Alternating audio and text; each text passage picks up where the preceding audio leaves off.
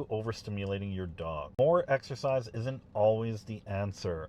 Or sometimes the dog is overstimulated, over-entertained, over-managed, and never taught how to come back down. You can't always out-exercise a dog who has never learned how to settle.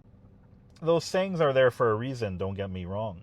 But I don't think the answer is always longer walks, more daycare, let's continue to play fetch for hours, more toys, more training, even more enrichment, more stimulation. More is not always better. And once you've kind of created that athlete where they're always outside, they're always being stimulated, they're always doing something, they end up not really having an off switch.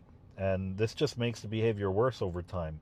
Not the behavior itself, but I mean the behaviors that we're seeing just end up escalating, or it's like we almost always have to upgrade, and then a week later they hold off, and then you're putting like caviar in there, and you just consistently upgrade, right, the food, and now they don't want the kibble at all, right? So it's kind of a little bit of the same thing with what we're talking about in the context of creating that athlete with no off switch. A dog gets physically fit, but emotionally they still can't regulate.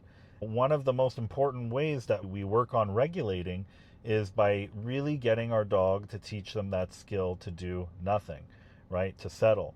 You could just, especially if he's been stimulated and he's been doing things, go ahead and just put him in the crate and do nothing. Yeah, because this is a skill, but it seems so long. Versus I went with my son wanted me to go with him, and I felt like it was 5 minutes, like we were done.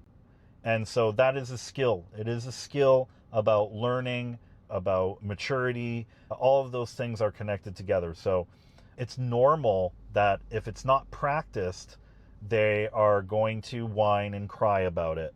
It's about continuing down that path, not ignoring their emotions, so to speak. That's not what I'm saying. We need to make sure that we are working on those patients. We are trying to work on that calm.